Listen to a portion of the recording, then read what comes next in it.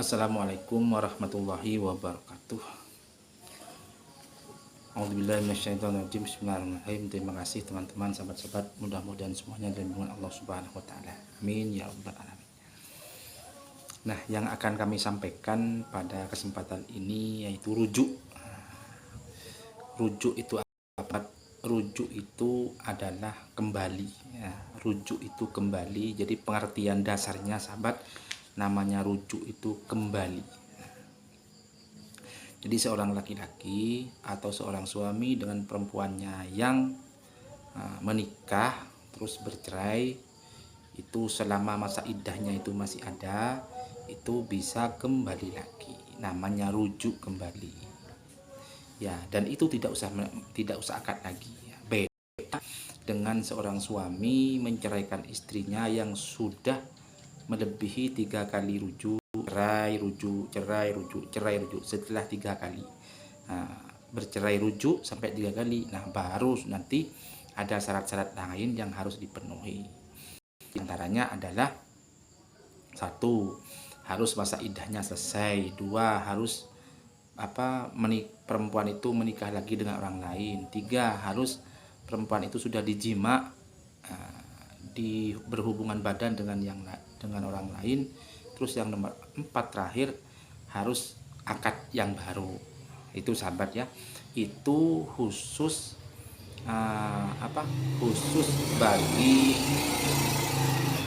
khusus bagi yang rujuk. Makanya sahabat ya, seharusnya sebentar ya.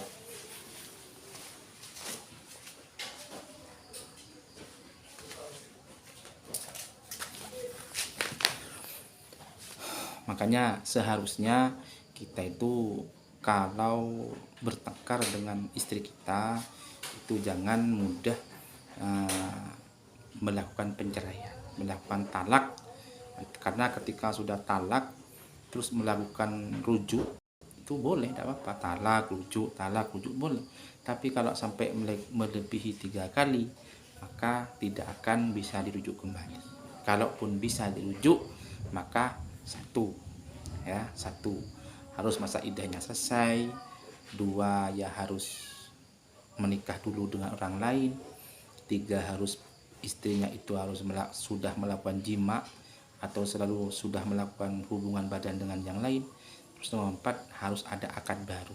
Jadi ada akad lagi, transaksi menikah lagi dengan suami istri itu dengan akad yang baru, dengan mahar yang baru.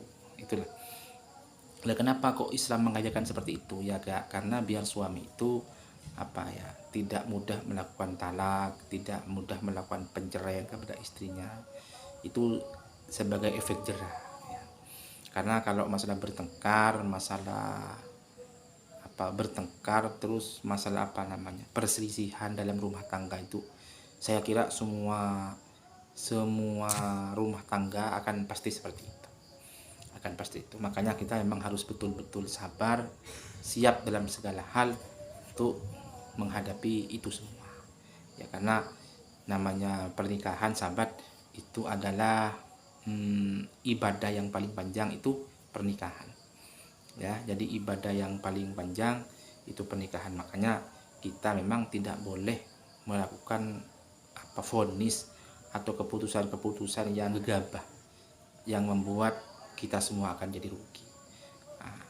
Makanya kalau kita bertengkar, kita memang harus sabar ya. Termasuk saya, semuanya lah pasti akan melewati jalan-jalan atau kerikil-kerikil yang sulit itu.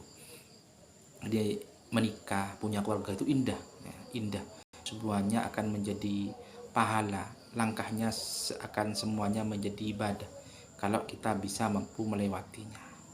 Tapi kadang kalau kita marah, sahabat ya, kepada istri kita, memang tidak mudah untuk kita ingat, untuk kita sabar. Kadang memang tidak mudah, tapi itulah kenyataan yang ada. Kita memang mungkin punya rasa kesel dan benci kepada istri kita, tapi ingatlah, yang besarkan anak-anak kita itu adalah istri kita. Yang merawat, yang mengandungnya, yang menyusui, memberikan makan, vitamin dan lain-lain. Dan anak kita itu kelak yang akan membantu kita, yang akan merawat kita, yang akan mencarikan nafkah untuk kita. Jadi kalau kita lagi marah sama istri, benci sama istri, ya kita itulah jasa yang paling besar membesarkan anak-anak kita. Ya, yang jelas sahabat tidak ada yang sempurna ya. Pasti semuanya penuh kekurangan, semuanya memang penuh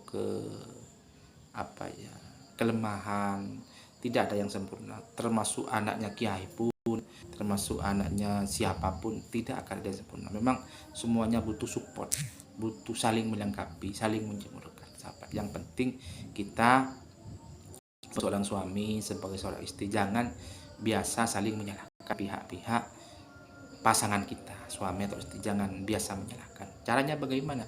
Kita mari bantu bersama-sama. Memang sahabat semua tidak mudah ya.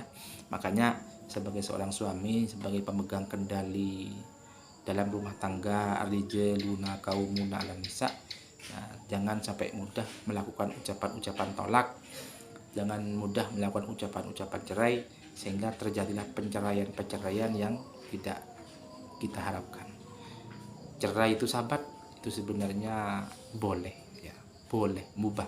Cuma itu hal yang sangat dibenci oleh Allah. Hal-hal yang paling tidak disukai oleh Allah itu adalah perceraian. Karena setan yang menghardik kita, yang membumbui kita tiap hari, kalau sudah ada umat manusia yang cerai, yang pisah itu, senangnya minta ampun ya setan. Makanya termasuk pasangan kaum muda itu biasanya cintanya masih tinggi-tingginya, terus baper dan lain-lainnya masih oke. Cuma kadang dalam segi pola pikir tidak stabil. Yang dikedepankan itu emosionalnya, bukan pakai akal, bukan pakai pola pikir, dan bukan pakai hati yang paling dalam. Hati yang paling dalam kalau dikaitkan dengan ibadahnya bagus ya, syariatnya itu cukup, dikaitkan dengan iman yang kuat, insya Allah semua sahabat akan menjadi ibadah.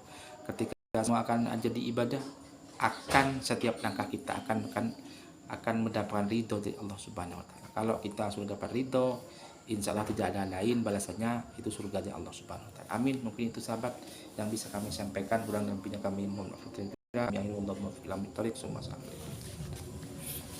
Jom, sokong lagi jom.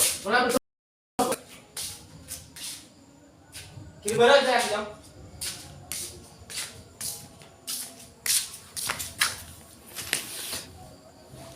Mungkin itu sahabat ya. Terima kasih.